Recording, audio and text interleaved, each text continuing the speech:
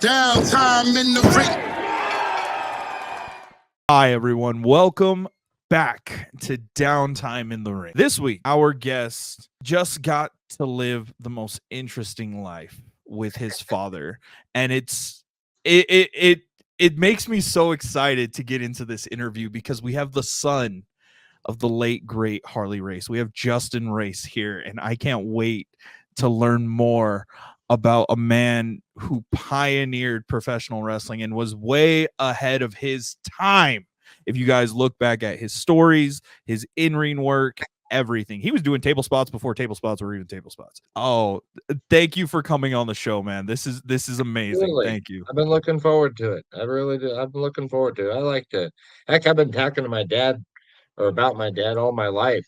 Now I just do it to a couple thousand people at a time. When was it that you started learning who your dad was, other than just being your dad? When did you start learning like his popularity and everything? Probably in Japan when I was younger. Like, I mean, as young as 7 or 6 or 8 or something like that. In America, um, it was different because my mom and dad had to kind of decide. I had to travel with him to be with my dad. He traveled so Yeah. much. And they would decide, like, kind of a code word or whatever, whether we were going to go to the matches or my mom and I were going to go to a movie or play putt-putt or something, or go to a sightseeing or scenic place in the town we were in, based on whether it was going to be a bloodbath or a wrestling match. Mhm. And they made not mistakes, but sometimes they get out of hand. They turned into bloodbaths. And I mean, I'd cry and scream, and, she'd have to take me out of the arena. And right as the match is over, I'd run down to the dressing room, make sure he was okay. So, most most of what I got in America was people jeering him and chanting against him. Yeah. And later in life, I learned, he'd tell me, he's like, "Wow, the more they hate me, the better job I'm doing." Yeah. But in Japan, he was so respected, and they treated us like royalty. But I mean, the office guys carried all our luggage around, and they took us to certain places where they know we'd be comfortable because we were a lot bigger and taller than them. And they'd take us to hotels that were called Western hotels. And so it was really, then he would we'd do a tour, maybe 2 3 weeks with him wrestling, and then we'd always take a week. There was a very dear friend of ours that became a friend of ours over the years, that lived in Kyoto, and he would set up things for us to do for like a week after the matches, after he'd finished his tour. And we'd go, and my dad would speak to the JCs or the Rotary Club, or we'd go to elementary schools, and he'd speak to the kids or talk to the kids. They were enamored, especially in the 70s, by this huge 300-pound dude, especially when he had blonde hair. Um, so it was just, they respected us, and you just felt like, I don't know, I can't think of a better word. You felt like royalty. I mean, people, they'd follow us in like droves around. There's always a crowd following us around of people, and little kids would come up and pull out one of my hairs and look at it because it was blonde. They'd never seen blonde hair before. And so I'd say that's probably where I really realized that, wow, my dad's a pretty big deal. Yeah. Oh. So I absolutely, first and foremost, I want to just kind of do a small mark out here. I absolutely love every story I've ever heard of your father, Harley Race. All the stories from that locker room back in the day, between the Von Erichs, between Haku biting someone, between Jake the Someone's Snake nose off. sending nose off. Yeah, nose off. Jake the Snake buying Andre like 2 cases of beer and Andre drinking them up from the airport to the venue. All that, but Harley Race takes it. He was a badass in every form of the definition. Yeah. Well, he And was the locker room. He was a dressing room prankster.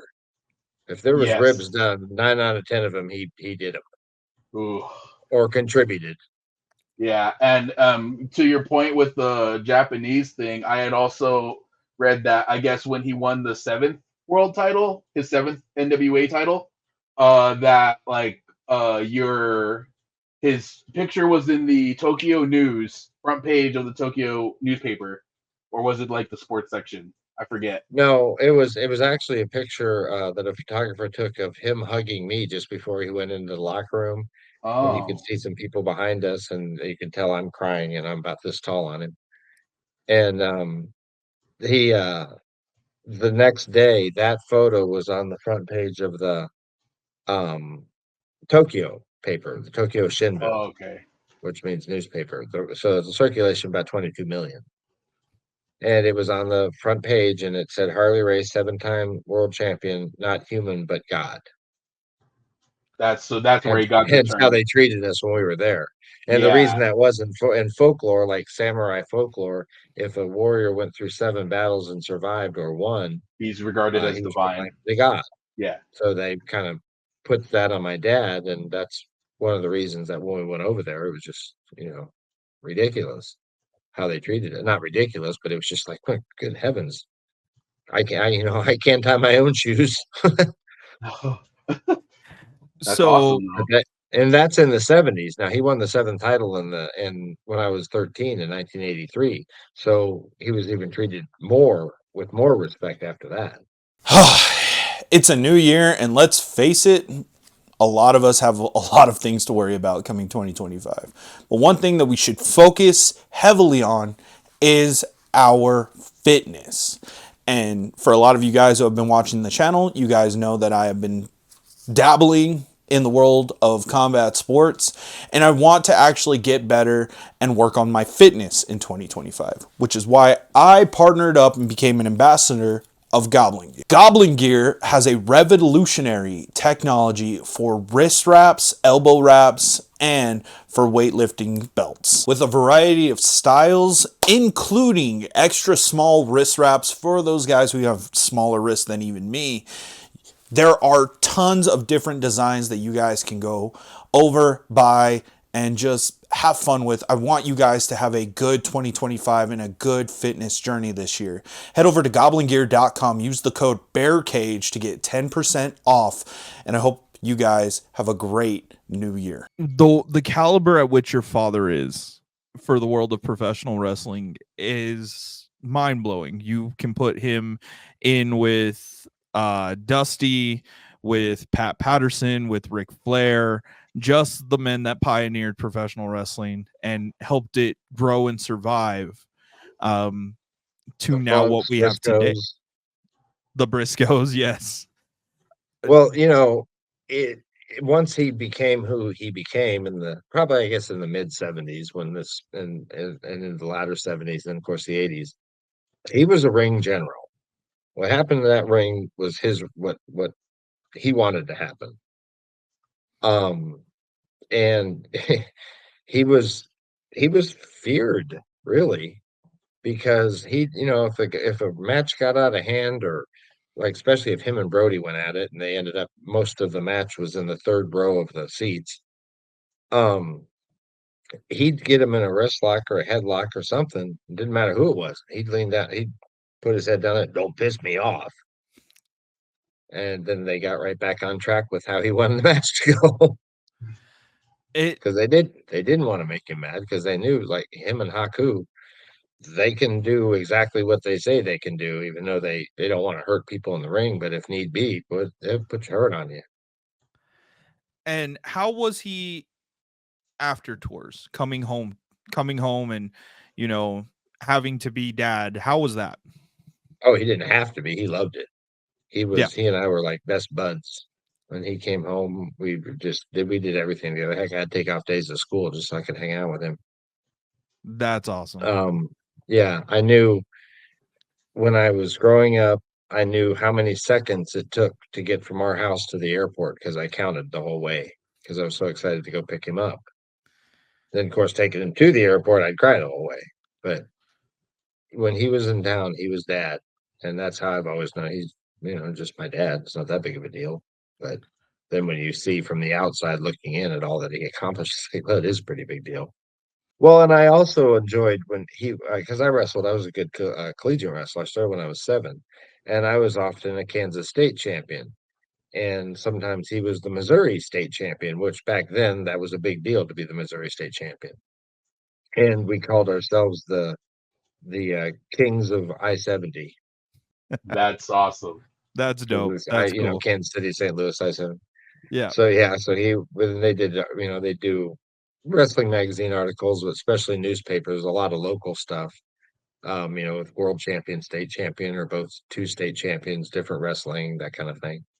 Did you ever have any like aspirations, considering your collegiate background in wrestling, to become like a pro wrestler like your dad? Well, no, my parents kept me away from that. That was never really an option. Him being the first, middle, and last traveling NWA champion, like he did. I mean, most of the guys stayed in their territory. They went from town to town by car. He went everywhere by plane because he went territory to territory to territory, whether the territories in Japan or Australia or New Zealand or Malaysia or Europe or whatever. And he traveled a brutal schedule. And if it hadn't been for, well, them financially being able to, but also the promoters realizing what they were putting him through, often flew my mom and I with him to places so that we could be together. Because he wrestled 300 plus days of the year and traveled probably it was another 2 weeks of traveling time. So if you wanted, like I said, if you wanted to see dad, you had to go with him. But when he came home, yeah, it was a blast. We had all kinds of fun. I've got a lot of stories that I'm compiling. My mom is writing a book, kind of a memoir type thing about being the wife of the king. And I'm writing a book that's a comedy. I'm writing it. It's called Don't Tell Your Mother. And it's exactly what it sounds like. All those things that we did when he was off or on the road, when I was alone with him on the road, that whatever had happened. He'd look over and, don't tell your mother. Okay. And still to this day, in fact, I was on a podcast the other day and I recounted a little "Don't Tell Your Mother" story. And my mom was actually in here. She said hi to the guys on the podcast. And she said, "You guys did what?" And I was like, "Oh, wow, man, I'm 53. She still doesn't know all the things we did." Growing up and seeing all that your dad accomplished, how was it traveling from locker room to locker room for you? Oh, well, it was really cool. I mean, I've always said that I grew up with a locker room full of 300 to 400 pound uncles. Yeah, Or I can agree with 500 that. pound.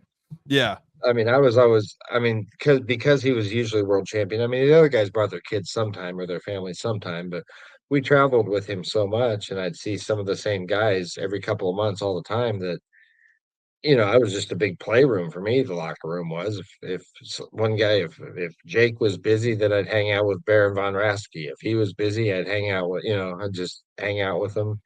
I'd hang out with my dad, most of the time, but then when he was wrestling, he put one of them in charge of me, basically. I mean, not, you know what I mean.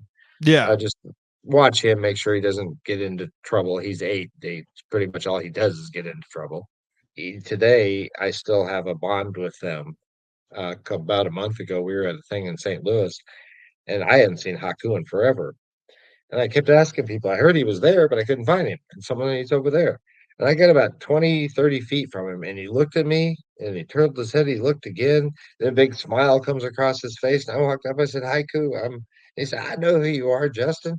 He said, the thing was, when I first looked at you, for just a moment, I thought you were your dad. Yeah. From And watching yeah.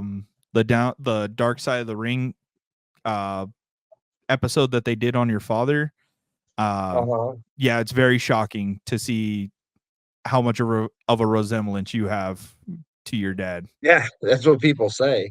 Yeah, how could of course, my dad died almost 4.5 years ago. So, but sometimes those split seconds when something completely absurd goes through your mind, he's just like, "Yeah, I thought you were your dad for a second." But I do get that a lot, that I look like my father. In fact, when I met my father's wife after my mother, her name was BJ. The first time I met her, she looked at me, she looked at him, she looked at me, she looked at him. She's like, "Boy, you can't deny him." It's true though. Like when they were Yeah. showing the old pictures of your dad, and he's in the suit and he has the suitcase and his blonde hair. Mhm. I took a moment and I looked at my phone and I looked at your profile picture and I just looked and I was like, they're almost the spitting image of each other. So how did it feel when your father finally made it to WWF and the career that he had there? Well, again, when I was not involved, but I got to travel a lot more and be with him a lot more when I was younger.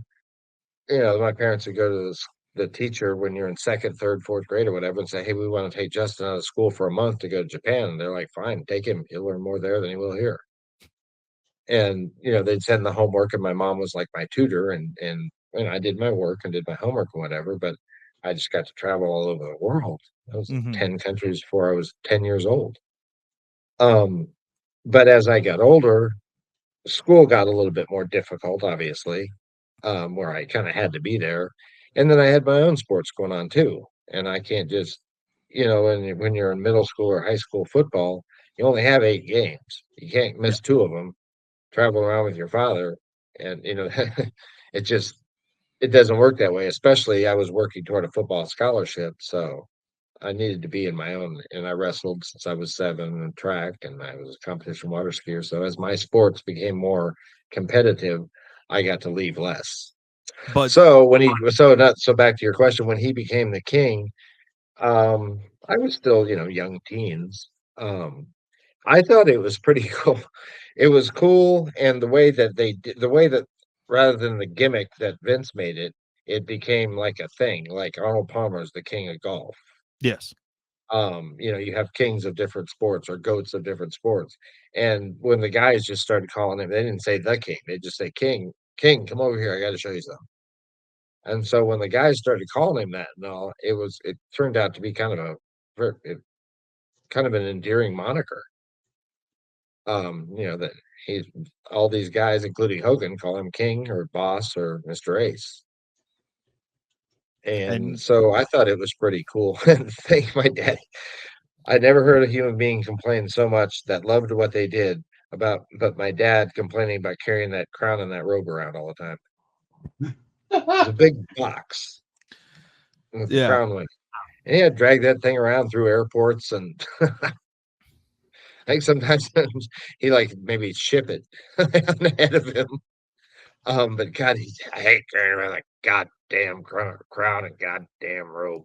So towards the latter part of his career, did he constantly keep up with with the modern day wrestling, or was he just he went Oh, straight to family? well, he had his own. He had a school, Yeah. a wrestling school, and a promotion. So he devoted a lot of time to that. And I mean, he went to events, he watched the stuff, but the guys in his school, he'd say, "I teach you how to wrestle. You go up to New York, learn how to be a movie star." Fair. Very fair. And yeah, and he'd say it takes him 20 minutes to get to the ring for a 10-minute match. I used to wrestle an hour every night. In fact, the motto of his school was "Shut up and wrestle." I like that. So he taught guys to wrestle, which they should know how to wrestle. Yes. I mean, I heard the other day, it was funny, I never heard this before. Someone calling what they see now in wrestling Cirque du Soleil wrestling. So I don't know that there are the Bruiser, Dick the Bruiser, Bruiser Brody, Dad Haku. I don't know if there are those tough guys anymore. The guys that you didn't want to mess up. You didn't want to piss them off in the ring I or out of the see, I can't say that for out of the ring, but in the ring, um, there are a couple of people, but your father and the group of guys that he was around are just guys that will never be around again, never be imitated again. There's no No, way, I don't think especially so. Well, Bruiser. yeah. Well, there's there's a reason that they still tell Harley stories in the dressing room. Mm-hmm. The 20-year-old, 25-year-old kids wrestling now. There's a reason they still tell Harley stories, or they still call if someone does a move a certain way, they say they he put the Harley on. He was his own style, and he was so devoted to what he did. And that's another reason that he gets so much respect from the guys and the wrestling fans, was that they say he could make a broomstick look like a good wrestler. Yes. And that was very important for him to make sure that especially like the unknown guys that he saw potential in. When he was in town and so-called off, he would go to any little bitty town in the 8 states or whatever, 6 states, Kansas, Missouri, Iowa, Nebraska, Oklahoma, Arkansas.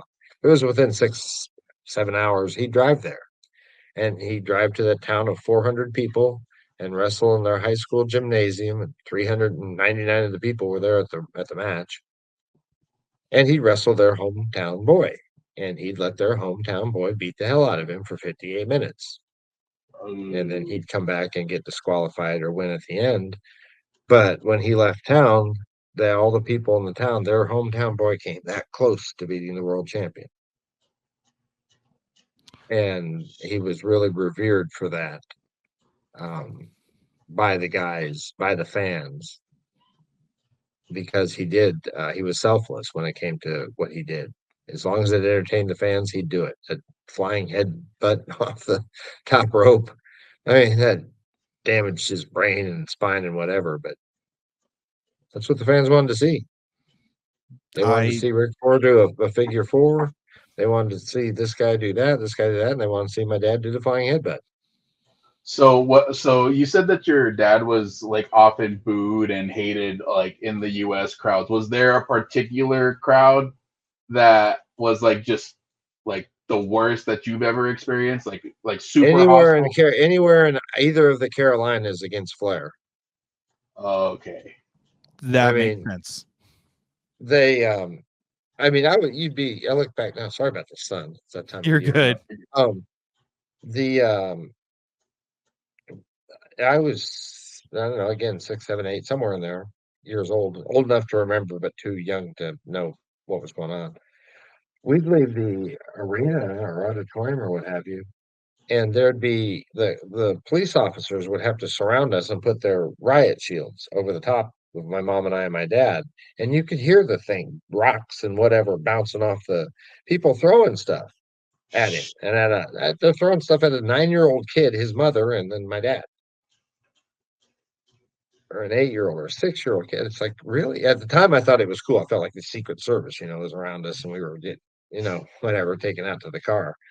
But as I got older, I was like, "Are you people serious? You're throwing rocks at a 6-year-old?"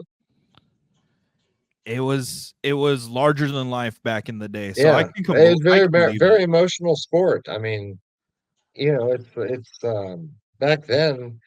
You liked one guy, and you literally wanted him to kill the other guy. Yeah. It wasn't like, good sportsmanship and all this kind of stuff. No, if you can hide a knife in your trunks, pull that out, cut him up. People are just crazy. So And so, yeah, there was a lot of times and it even transcended into my own wrestling. When I wrestled little kids, when I first started, when I was 7, you know how in little kids wrestling, they have like in the gymnasium, there's like 8 different matches going on. They divide up whatever, and you're just wrestling on a portion of the mat. And when I would wrestle, the entire gymnasium would focus on my match. And everyone in there would be, except for the parents on my wrestling team, would yell at me and call me names and this and that. And because they wanted to see Harley's son beat. And Yeah. it didn't matter who I was wrestling, everyone was cheering for it. And I asked my dad, why are they yelling at me? And it's because of me. Don't worry about it. I mean, what a way to toughen up. Yeah.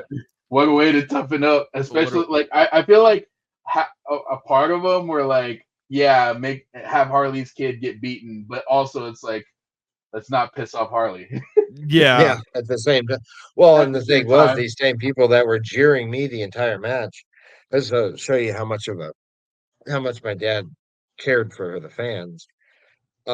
He would, sign autograph and talk to anybody, anywhere. And in fact, he taught me a little thing that I can relate to you here in a second. But he made the mistake at like one of the first matches I was at. Someone came up and asked him for an autograph, and he signed it.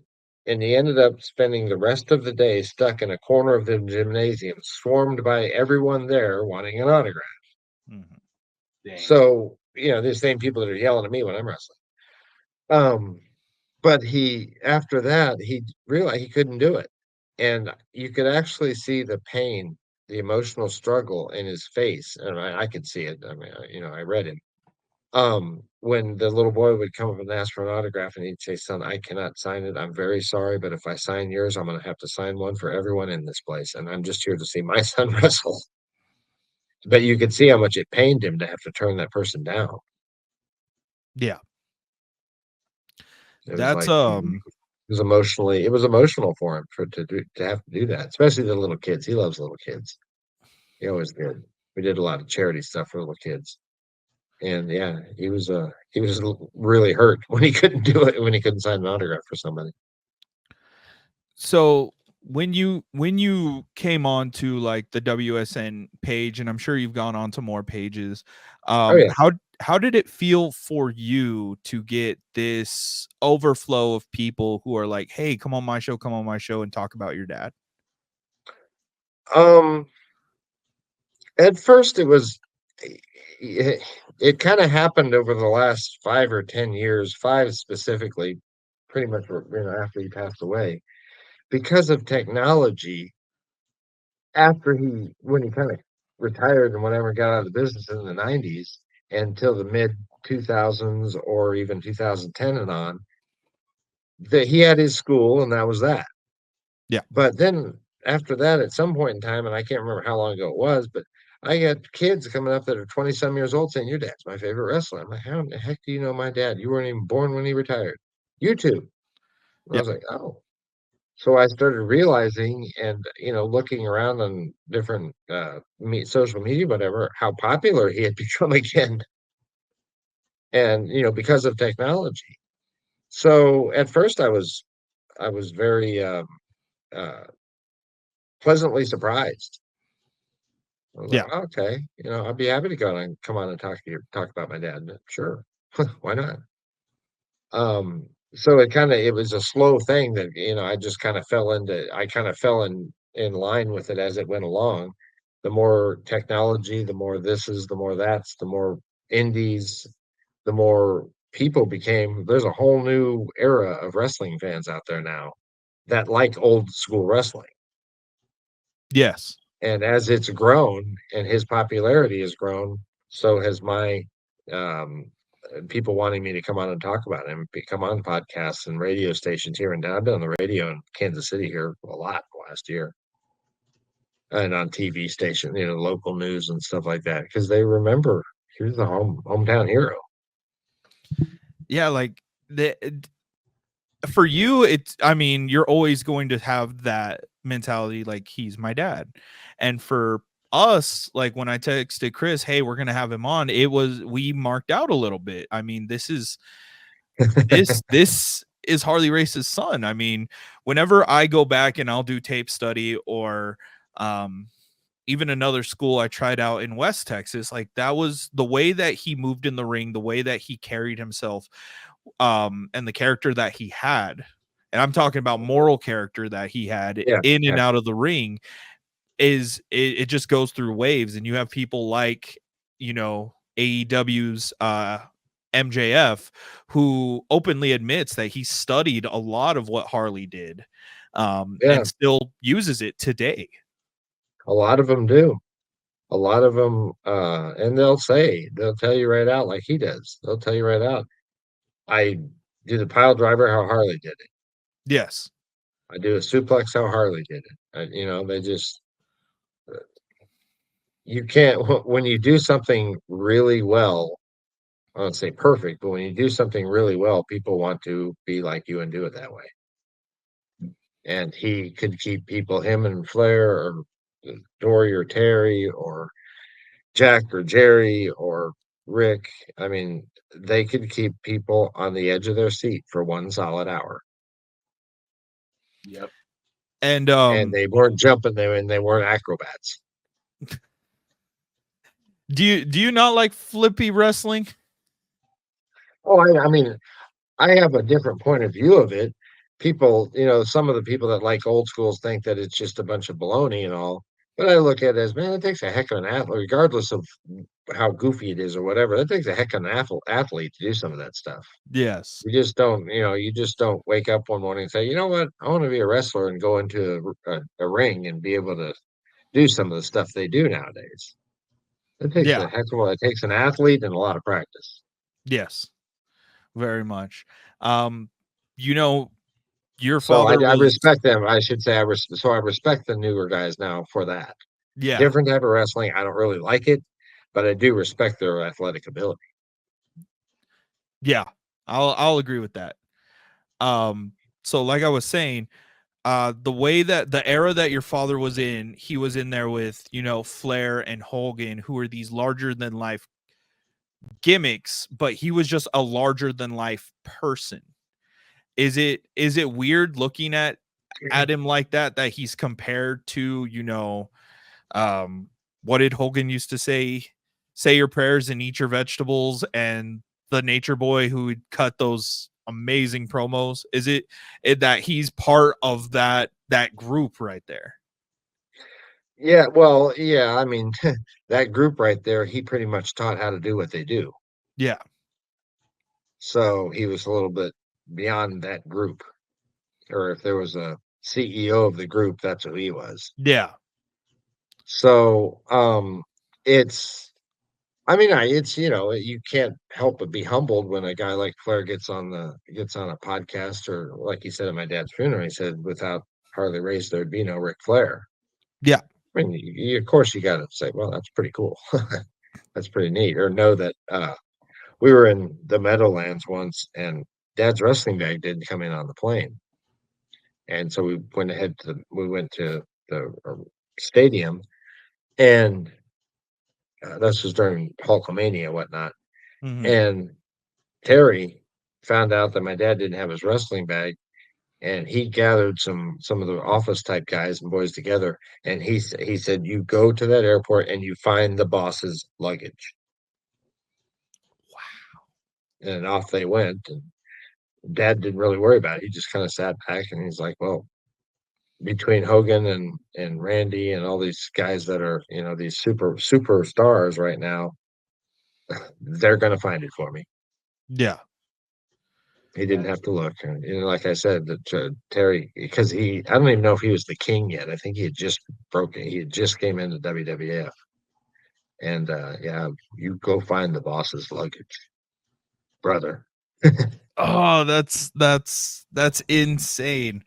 So, if you don't mind me asking, I know that you're Mhm. making that book that you said that, you know, don't tell your mother. Can you give us one don't tell your mother story? Yeah, I give you 1,000 of them. Um, we were kind of he was wrestling, but we were also just like touring Europe Mhm. one time, and we were in Rome in the Vatican. And my dad didn't follow rules. He didn't really think they applied to him, laws or rules. And at that time, there were many places in the Vatican that you couldn't take any. I don't know how it is now. I've been there a long time, but you couldn't take pictures because the flash bulbs flashing off these 1,000-year-old documents and pieces of art and whatever, Yeah. you just couldn't have that. So there were a lot of places in the Vatican you couldn't take any pictures. Well, my mom was off looking at some stuff, and Dad and I walked into like a room off the Sistine Chapel, and he go stand by that door, watch for the Swiss Guard. So I'm looking around the corner, watching for the Swiss Guard as he's taking pictures of all the stuff he's not supposed to take pictures of. And I love that. this is actually don't tell you about it twice. So, um, so he takes all these pictures. And I'm like, no, no, no, no, put the camera away. And the guards would walk by, and then okay, go ahead, and he'd start taking pictures again. So of course, we caught back up with mom or whatever, and don't tell your mother. And I said, I'm not going to tell her you're taking pictures of stuff you're not supposed to take pictures of in the Vatican. And we got back to the hotel that evening or whatever, and mom was in the shower. Dad, 35 millimeter back then, so he Yeah. opened on winds of film, whatever, to take it out to go get it developed. And when he opened the back cover, he realized he never had any film on the camera. Oh. So then he looked at me and said, "Now really don't tell your mother." Not only was I doing something illegal, I was being an idiot doing it. Oh, So we don't have Oh. all those pictures, but it was a fun story. that's perfect. I mean, that's a perfect ending. Even if you didn't get the pictures, that's still a good ending. Yeah, man. yeah. I mean, all that. He had a few. There was a few. I mean, a lot of them weren't. They weren't. Don't tell your mothers. But he tried to be a photographer and he just wasn't. Some people do. They take a big. He's much better in front of the camera than behind the camera. Oh, another one. Quick one about Andre. Ooh. Andre and Dad were very good friends. And Andre would come in town sometimes when he wasn't wrestling. Dad owned a third of the Central States here, so there was wrestling every Thursday night at Memorial Hall, Mhm. and they drew some crowds. But of course, when Dad was in town, it was full. Yeah. It was sold out, and then he'd usually bring talent in with him. Well, Andre would come in town sometimes just to he liked hanging out with us. We had a kind of a special room in the home for him and Giant Bubba, big, oversized bed and whatnot. But there was a clothier here in town that Dad could take him to, and they'd make clothes for him. Mm-hmm. So before Andre had come in town, my dad would call Michaels, his clothier, and he'd say, "A big son of a bitch is coming in town again. Get ready to make some boat covers." um, but the don't tell your mother part was that every time Andre got in the car with my dad, whether it was a rental car, the biggest car they could find, or my dad had a '76 Eldorado Cadillac, Oh no. had to weigh 10,000 pounds. Oh no. And every time Andre got in the car with my dad would not start the engine unless Andre put $1,000 on the dashboard, because it didn't matter what car it was, Andre was going to break that seat, and Dad would Oh. have to fix it. Oh. So he wouldn't go anywhere until Yeah. Andre said $1,000 on the dashboard. And I was with him one time, and they didn't have to say this kind of thing. They got in the car, Andre put the money on the dashboard, my dad took it, and off they went. And I saw this happen once. I was like, "What's $1,000 for, Dad?" "Never mind. Don't tell your mother." Oh, that's awesome. That's cool. Like, see, that is what I like to hear, is all these amazing stories that you still have with your dad, and they're just vivid, like they happened yesterday. Well, that's my goal in keeping it, in this last years of this popularity growing and the interest in old wrestling, and my dad's popularity growing because he was one of the best of the old wrestlers, or the GOAT, I guess they're calling him, is to show that side of him. I know that people are just itching to know what he was like on Saturday morning watching cartoons with me. You can research who he wrestled, when he wrestles, how many titles he had. You can research all that and find matches, every match pretty much ever on YouTube, or it's somewhere. If you hunt around the internet, you can find pretty much anything about him that you want to find out, except what he was like when we went snow skiing. Yeah. And the fact that he would go to the top of the mountain to the bottom of the mountain with no gloves on, and he get to the bottom and his hands were still warm. Oh. That's what. So Little have you things like that. I know the more intimate, when I post something on the internet, on Facebook or what have you, the more intimate the moment and my description of the moment, or description of what the moment, what's surrounding, what's going on in the picture, the more people I just get, thousands and thousands and thousands, tens of thousands of people, liking the photo, and about that many make some sort of comment to thank you so much for showing us, Harley behind the scenes, and for the mean, tough guy that he was in the ring, he was thank you for showing us what a loving, caring father he was. How he would go out of his way. I mean, he'd charter planes from everywhere just to get on Saturday, just to get to one of my wrestling matches. Yeah. Dang. Didn't have to fly out and wrestle on Sunday, but he'd move heaven and hell to get to my wrestling match, or anything, or a football game or whatever. Because he was proud. I mean, he was proud of me. He was proud to be a dad. have you ever thought about, you know, starting your own podcast and just doing stories every episode, whether it be a few minutes or an hour, and just telling these stories like how you want to do your book? Well, maybe after the book comes out, but if I tell them all while I'm on a podcast, then no one's going to read the book. Yeah. Cause like this is just something that the way that you talk about your dad is something that I could listen to for a very long time, because it's Oh yeah, real. oh, I know, and I do, and I plan on, telling as many stories. I'll tell stories until the day I die, or until people get sick of listening to them. But you have an hour on a podcast, you can tell a story here and there and whatever, and I don't know, to just do. I've other people suggest that too. Just do a podcast and just Yeah. basically. I'm not an interviewer, just like my dad wasn't a photographer. He was supposed to be in front of the camera, and I've always would be the one interviewed. Yeah. I'm not, I'm not a journalist. I don't ask questions and this and that. But that comes from how I grew up. I never had to ask questions. They always asked me questions. Yeah. Everyone always asked me questions, so I never really got developed a talent for asking questions. So I don't think I'd be much of an interviewer. But yeah, just sitting there talking, telling stories or something, maybe once a week, Yeah. something like that. I'd think about that. But maybe coinciding when the book comes out. If you don't mind, after Mhm. the post show recording and everything, Mhm. if I can get your information, because I believe there's a couple of gentlemen that would love to have you on their network as a guest for an episode. And Sure. it's called One True Sport, and it's a gentleman that we met in one of our previous episodes. He is the producer for Jake's podcast, and I would love to just see you guys Oh, sit together and talk yeah, about your that'd be great. I did a podcast with Marshall and Ross Von Erich last week. I know, I was jealous. That's so cool. Did you see it? Yes, that was awesome, Cool. man.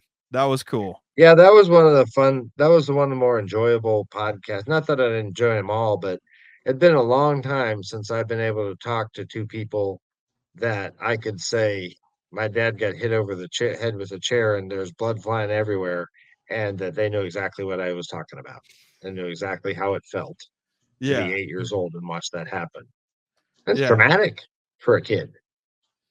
And so it was really enjoyable to talk to them. I mean, we talked about 10 minutes before we went on air. And in that 10 minutes, we like became family Yeah. because there's just it's like they talked about it in one of their podcasts one time when their dad, Kevin, uh, went up to took them to my dad's school to teach them how to wrestle. And the first time dad and Kevin had seen each other, I don't know how long, and how it was so much of a bond, and it's hard to describe. They couldn't describe. I know exactly how they felt, and I know exactly what it looks like to see those two old guys meeting each other, but it's very hard to describe. Yeah. And we decided that probably the best way to describe it would be two old war buddies that had saved each other's lives or something like that, meeting again for the first time in 20, 30 years. That's Um, that's one of the it was things just that it was just one of those bonds that you can't. I mean, look what they do. They beat the hell out of each other in a ring yeah. in front of a bunch of people for money. 20, 30 years of that, you're going to develop pretty close relationship with people. I can yeah, I can agree to that. So, And it's different from um football or baseball. They've got all kinds of players and all, these are just two guys, one against the other. yeah, that's awesome, man. That really is. That's one of the So coolest yeah, that things was to really hear. cool to talk with them and just, there's nothing I could say that they didn't know. Yeah, I know what you mean. Yeah, I know what you mean. That's see, yeah, that's why I could I'm gonna listen to that episode again, dude. That's awesome. That's awesome. Um, it is something in the world of professional wrestling when you're traveling. So Chris got to work his first backstage, like truly backstage show, production meeting, everything last month. I had already been traveling a lot, and just getting to see the way I had taken my girlfriend also, and the way their faces were when all these wrestlers were, I was getting to see these buddies again and getting to talk to them Yeah. once again. Yeah. The Well, it's like interaction. these Go ahead. Oh yeah, the interaction with everyone backstage compared to what the show overall that the actual audience sees, that dichotomy is so interesting to me. Yeah, Like you you get just that get in to the know dressing them. rooms. You just get to know them for them rather than them as their Yeah, personas and stuff. them. Yeah, if you're in the locker room with my dad, you got to know him as the prankster that he was. Hey, you know what? My mom just walked in. You mind if she says hi? Yeah, bring her on. Hey, Mom, didn't I see you? I thought I heard her. Oh well, she'll get here in a second. Mom, Alrighty. I tell you, funny. You mentioned Jake the Snake a while ago, and you're talking about back in the locker room. Um, during WrestleMania 3, Dad wrestled JYD, Yeah. and I think it was after their match, before some of the other matches or whatever that were going on.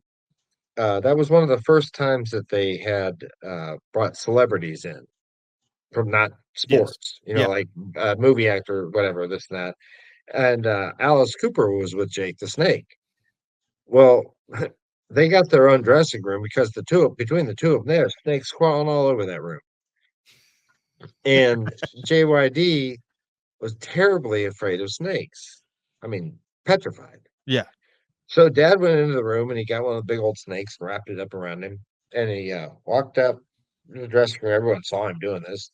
JYD sitting there butt naked, facing his locker, just sitting there.